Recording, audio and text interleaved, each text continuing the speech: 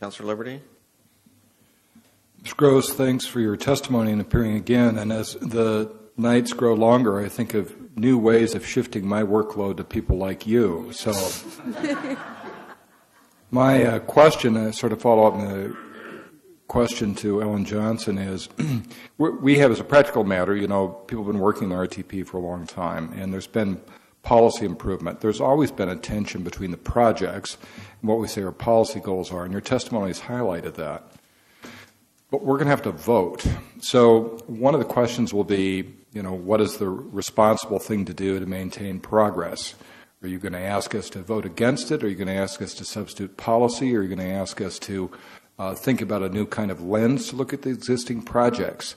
And that would be very helpful to think about. Under House Bill 2001, we have this daunting assignment to look at developing an integrated land use and transportation plan, a scenario to meet greenhouse gas goal reductions. And having, certainly Councilor Burkholder has more right to say this than I ever will, kind of worked long and hard in the existing product, we know we're going to have to start again. So my question is, can you at some point give us a recommendation about, short of rejecting the RTP, about how maybe in future screening, given that we're still not going to have the money to do all these projects?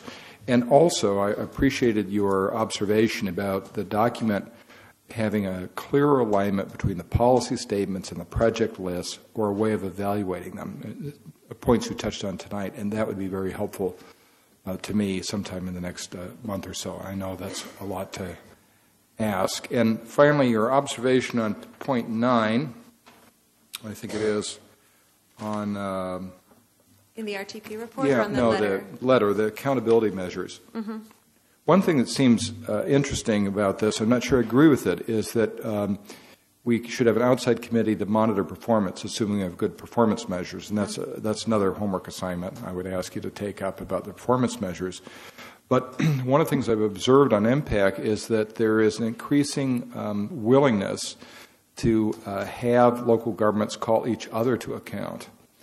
I like the idea of a committee, or reporting, or some more formal way of performance review integrated with our work, but I think we would diffuse responsibility if we didn't ask each other how we're doing in achieving our objectives. That's an observation.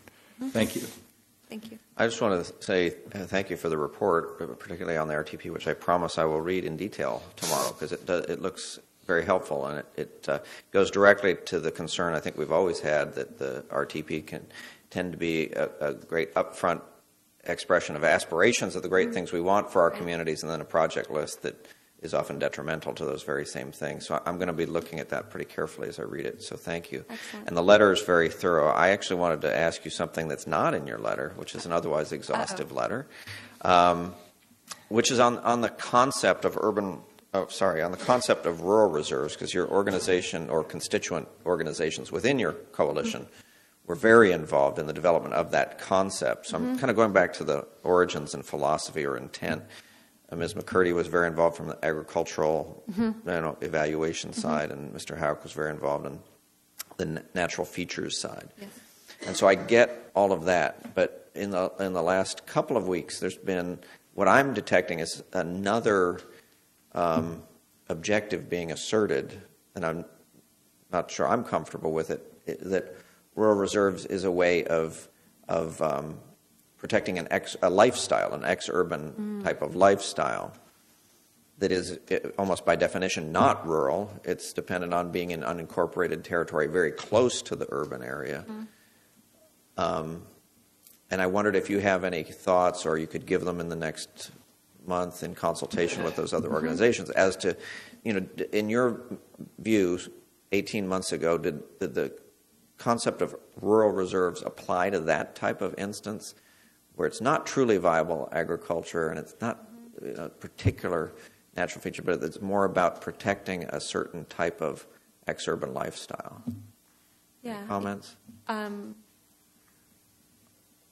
Only initially that my discomfort with that echoes yours, and that in any further comments I'd want to consult with people exactly like you mentioned, Mary Kyle McCurdy and Mike Houck and some of our other partners, to really think through what the implications of that are. So thank you for bringing that up. Okay, well, I'd invite your comments later then. Okay. That'd be great. Thank Councilor you. Hostiga? Yeah, without prolonging the evening, I appreciate your effort to go through the RTP. I would say that I would like to take the opportunity to talk to you about page 10 just to clarify the intent of some of the projects you mentioned in there. Okay. Well, I look forward to hopefully sitting down with you all individually. Great. Thank you. Thank you.